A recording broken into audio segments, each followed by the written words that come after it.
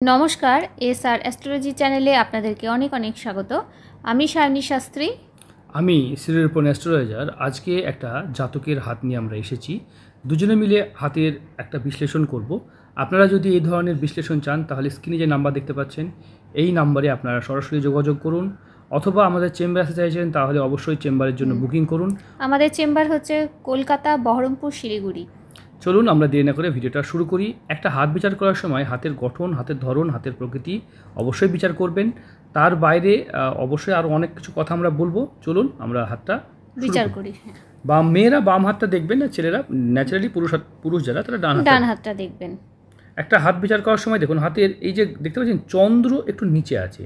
যাতে যদি আমরা ভালো করে হাতটা দেখি, শুক্রের তুলনায় চন্দ্র নিচে, চন্দ্র একটু ডাউন হয়ে আছে, কল্পনা শক্তি একটু দুর্বল আছে, জাতকের একটু আবেগটা বেশি থাকবে।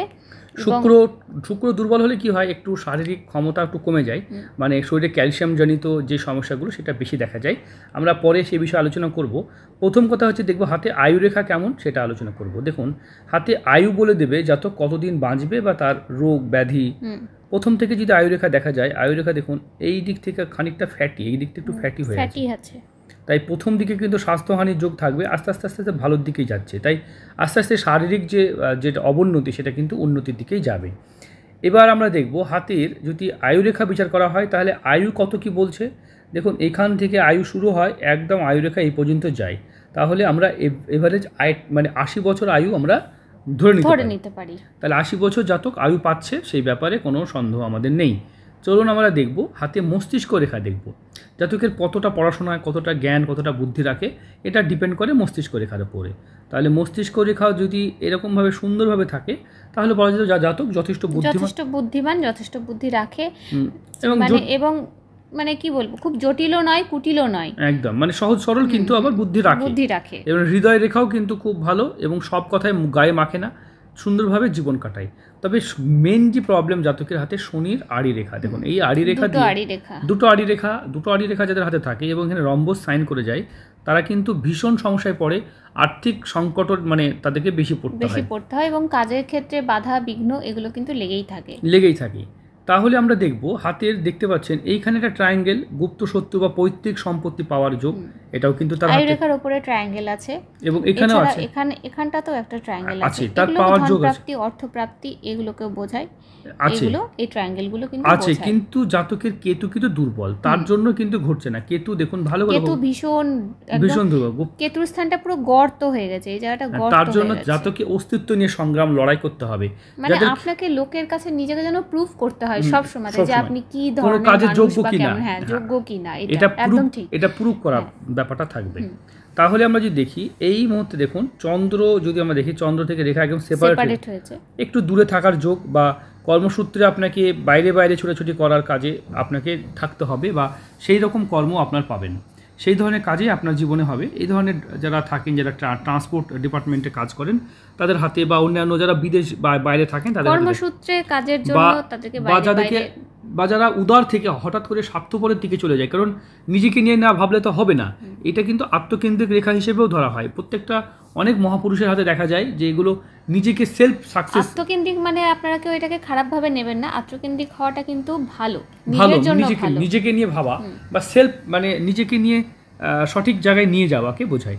জাতকের মঙ্গলও কিন্তু দুর্বল, দেখতে পাচ্ছি এই জায়গাটা এরকমভাবে গর্ত হয়ে আছে, বা মঙ্গল দুর্বল হলে কি হয়, তার ন্যায় রক্ষা, তার আইনি জটিলতায় তাকে পড়তে হয়, এবং ঝামেলা ঝঞ্ঝটের মধ্যে তাকে সমস্যার মধ্যে থাকতে হবে।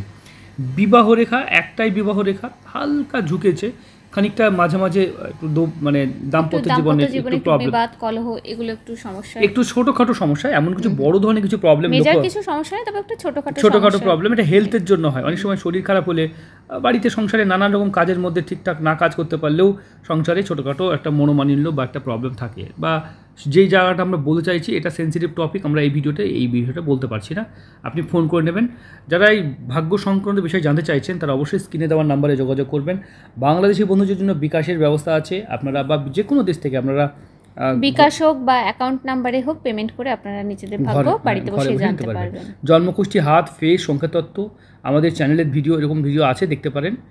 এইটা হচ্ছে রহস্য রেখা, ভগবান দ্বারা এই রেখাটা মানে ঈশ্বর প্রদত্ত রেখা, বা ভগবান যাদেরকে খুব ভালোবাসে তাদেরকে রেখাটা দেয়, তারা কিন্তু বুঝতে পারে যে কোন মানুষটা কেমন, তাই এই জাতক যা যা কথা বলবেন তার যদি স্ত্রী সে কথাগুলো মেনে চলে তাহলে তার লাভই হবে। কারণ অনেক সময় কি হয়, মানে অনেক সময় এরা কিন্তু ভবিষ্যৎ বক্তা হয়ে যায়, দেখতে পাচ্ছি হৃদয় রেখা নিচে খুব হার্টের কিছু প্রবলেম বা হার্টের সমস্যা দিবে। আপনার একাধিক পৈতৃক সম্পত্তি পাওয়ার যোগ আছে, আপনি খুব ভালো মনের মানুষ, কিন্তু হার্টের রোগও আপনার কিন্তু হওয়ার পসিবিলিটি বা চান্স আমি লক্ষ্য করছি। তাই এইগুলো আপনাকে কিন্তু প্রতিকার করিয়েই ঠিক করতে হবে। তাহলে বুঝতে পারলেন আমরা বাম হাতটাকে বিচার করব, ডান হাতটা করলাম বাম হাত। জাতকের স্বাস্থ্য উন্নতি, স্বাস্থ্য নিয়ে প্রশ্ন যেহেতু, আমরা যদি বাম হাতে দেখি, বাম হাতে আয়ুরেখাটা ফ্যাটি এবং এখানে ভাঙা, আবার নিচের দিকে এখানটাতে এসেই মানে শেষ সমাপ্ত হয়ে গেছে। বাম হাতে কিন্তু আয়ুরেখা ভীষণ দুর্বল আছে। আমরা আয়ুরেখা যদিও ডান হাতটাই আমরা বেশি ইম্পর্টেন্ট দিই, তবে আপনার যেটা দেখছি ডান হাতের থেকে বাম হাতটা তুলনামূলক একটু খারাপ, ডান হাতটা কিন্তু আপনার ভালো আছে, তুলনামূলকভাবে ভালো আছে। আমরা ডান হাতটাই দেখব। দেখুন আপনার কিন্তু এইখান থেকে এই পর্যন্ত যে আমরা যে আয়ুরেখা আমরা বিচার করি তাহলে এইখানে যত সমস্যাটা আপনার আছে, হয়তো অনেকে বুঝতে পারছে না যে কি করে সমস্যা, কোথাও তো ভাঙা কাটা নেই, কিন্তু ডাবল এবং নালীর মতন হয়েছে, ডাবল লাইন হয়ে গেছে। হ্যাঁ, ডাবল লাইন হয়ে গেছে। এটা আয়ুরেখাকে বা আয়ুরেখা ঠিক না থাকলে এরকম প্রবলেম লক্ষ্য করা যায়। অসুস্থতা বা আর্থিক একটা প্রবলেম, চারিদিক দিয়ে আপনাকে একটা প্রবলেমের মধ্যে জর্জরিত করে রাখবে। বুঝতে পেরেছেন? এই যে গেছে রেখাগুলো, এবং আপনার রাহু কিন্তু তুলনামূলকভাবে অনেকটা নিচু। যদি ভালো করে দেখা যায় রাহু আমরা হাতের এরকমভাবে নেমে আসে, এরকমভাবে হাতটা থাকে, দেখতে পাচ্ছেন এই জায়গাটা কতটা গর্ত হয়ে গেছে। ভিতর দিয়ে দেখা যাচ্ছে না, কিন্তু হাতের এই যে ভাঁজ পড়েছে, ভাঁজ থেকে বোঝা যাচ্ছে যে আপনার রাহু কিন্তু প্রচুর অ্যাক্টিভ আছে। রাহু অ্যাক্টিভ থাকলে কিন্তু আয়ুর ওপরে, জীবনের ওপরে অনেক বড় বড় বিপদ যায়। আমরা জন্মকুষ্ঠী বিচার করব, সঙ্গে থাকুন। দেখতে পাচ্ছেন জাতকের জন্মকুষ্ঠী, এই যে জন্মকুষ্ঠী বিচার করছি সিংহ রাশি, কুম্ভ লগ্ন। জন্মকুষ্ঠীতে যদি দেখি আমরা যদি জন্মকুষ্ঠীতে দেখি আমরা 1 2 3 4 5 6 7, দেখুন সপ্তম ঘরটা ভীষণ ইফেক্টেড। সপ্তমে আপনার মাঙ্গলিক যোগ আছে, সপ্তমে গুরুচণ্ডাল যোগ আছে, সপ্তমে চন্দ্রগ্রহণ যোগ আছে, সপ্তমে রাহু মঙ্গল ছনসা যোগ আছে, সপ্তম ঘরটায় শনি আছে। মানে সপ্তম ঘরটা আপনার ভীষণ ভাবে মানে প্রভাবিত হয়ে গেছে। প্রেম ভালোবাসা বৈবাহিক জায়গাটা সপ্তম ঘরটা দেখে থাকে। আপনি কিন্তু আপনার জীবনে স্ত্রীকে প্রচন্ড প্রাধান্য দেন, ভালো কথা, এটা খারাপ নয়। তবে স্ত্রীকে নিয়ে আপনার একটা স্ত্রী শুধু নয়, সপ্তম ঘরে আমরা অনেক কিছু দেখে থাকি। এই ঘরটা প্রচণ্ড সেন্সিটিভ একটা বিষয়, তাই সপ্তম ঘরে কিন্তু আমরা অনেকগুলো প্রবলেম দিতে পারছি। মাঙ্গলিকেরও প্রতিকার করতে হবে, নাহলে একে অপরের সঙ্গে সম্পর্ক বিচ্ছেদের একটা ব্যাপার থেকেই যাবে। সপ্তম, অষ্টম, নবম, দশম, একাদশ, দ্বাদশ, আমরা দ্বাদশ ঘরটা যদি দেখি 12 নম্বর ঘর, আর আপনার জন্মকুষ্ঠীতে যদি দেখা যায় তাহলে ভালো করে দেখুন, এইভাবে কাল সর্পযোগ করছে, পূর্ণ কাল সর্পযোগ। তাই আপনার কখনোই কোনো ফলই পাচ্ছেন না। কালসর্পযোগের ক্ষেত্রে সব থেকে যেটা মারাত্মক ব্যাপার দেখা যায় যে কালসর্পযোগ যখনই কারোর থাকবে তার একাকিত্ব থাকবে, তার হেলথ ইস্যু হবে, স্বাস্থ্যহানি থাকবে, তার নানান রকম প্রবলেম তাদের মধ্যে লক্ষ্য করা যায়। তাই কালসর্পযোগটাকে প্রতিকার করতে হয়। এছাড়া আমরা ডিগ্রিগুলো দেখে থাকি যে কোথায় কোন ডিগ্রিতে, দেখুন আপনারা দেখুন সবই সিংহ দেখতে পাচ্ছেন, 1 2 3 4 5টা ঘর একই জায়গায় বসে আছে এবং রাহুর ক্ষেত্রে বসে আছে। মানে রাহুর পেটে 5টাই চলে গেছে, রবি আবার এখানে বসে আছে, বুধ আবার এখানে এসেছে। এটা পূর্ণ কালসর্পযোগ শ্রেণীতে ফেলা হয়।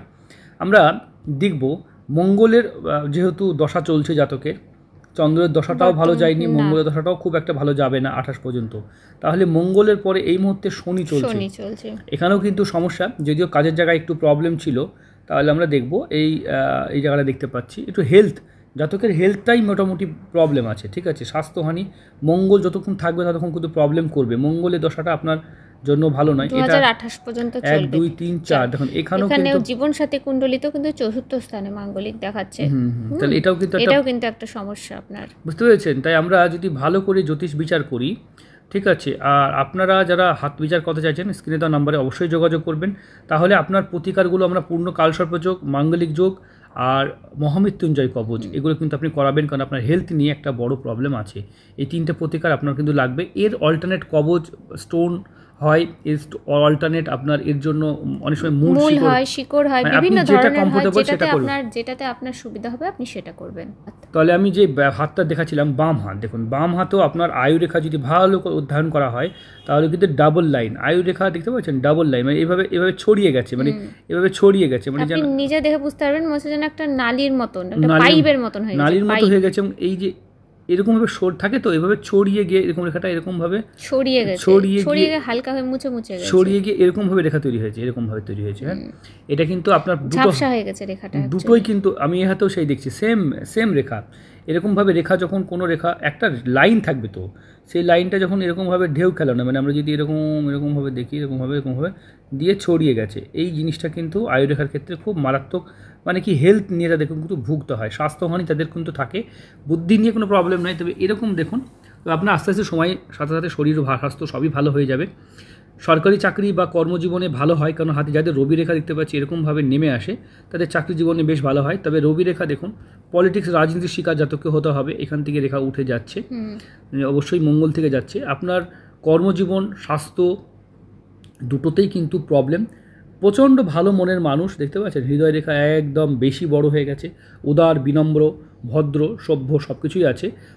আপনার কয়েকটা প্রতিকারের মধ্যে যে প্রতিকারগুলো বললাম অবশ্যই এগুলো করবেন। পূর্ণ কালসর্পযোগের জন্য স্টোন নেওয়া যায়, পাথর নেওয়া যায়, কবজ নেওয়া যায়, শিকড় নেওয়া যায়, কিন্তু যেটা আপনার সহজ সুলভ্য হবে, সহজে করতে পারবেন সেটা করবেন।